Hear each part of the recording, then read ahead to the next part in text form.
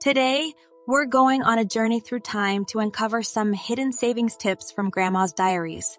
Get ready to discover 20 frugal tips that have been passed down through the generations and are still valuable today. Let's delve into Grandma's Diaries and uncover the hidden savings secrets. Chapter 1. Frugal Tips for the Home. Tip number 1. Waste not, want not. Grandma knew the importance of minimizing waste and getting the most out of every resource. From reusing glass jars for storage to repurposing old clothes into quilts or cleaning rags, she was a master at making the most of what she had. Next up, tip number 2, make do and mend. In Grandma's time, repairing and mending items was common practice. Instead of throwing away a torn garment or a broken chair, she would skillfully mend them to extend their lifespan. Embracing the make do and mend mentality not only saves money, but also reduces waste. Moving on to tip number 3, preserve the harvest. Grandma knew the value of homegrown produce and the importance of preserving it for the winter months. Whether it was canning fruits and vegetables, making jams and jellies, or drying herbs, she ensured that the flavors of summer lasted all year round. Tip number 4 is harness the power of the sun. Grandma understood the power of natural light for saving energy. She would open the curtains wide during the day to let the sun shine in, reducing the need for artificial lighting. It's a simple yet effective way to save on electricity bills. Next, we have tip number 5, bulk buying and cooperative purchasing. Grandma knew that buying in bulk or joining forces with neighbors to make group purchases could lead to significant savings.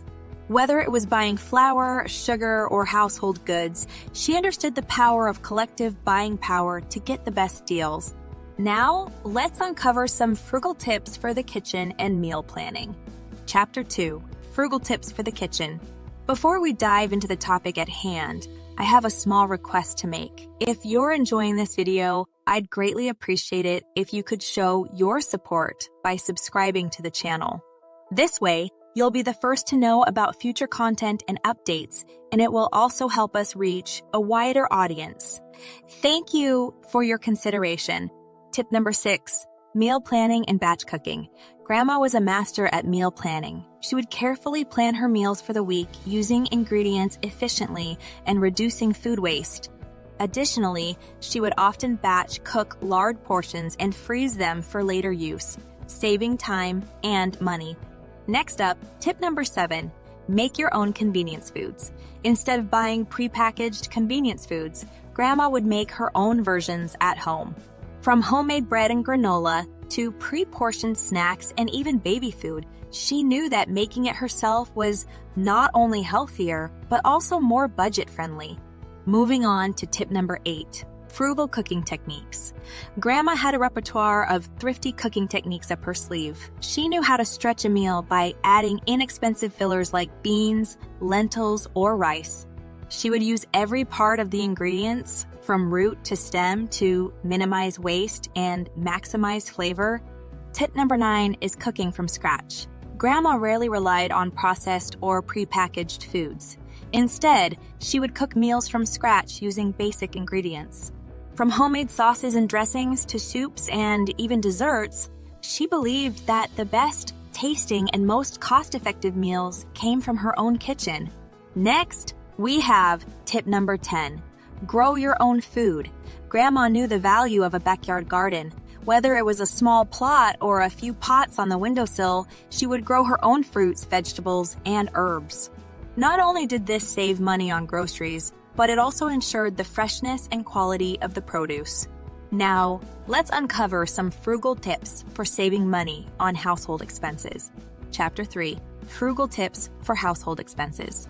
Tip number 11, energy, saving habits. Grandma was mindful of her energy consumption. She would turn off lights when leaving a room, unplug appliances when not in use, and hang laundry to dry instead of using the dryer. These simple habits helped her reduce her energy bills and live more sustainably. Next up, tip number 12, repurpose and reuse. Grandma was the queen of repurposing. She would find creative ways to give new life to old items. From using empty jars as storage containers to transforming worn-out clothes into cleaning rags, she would make the most of what she had instead of buying new.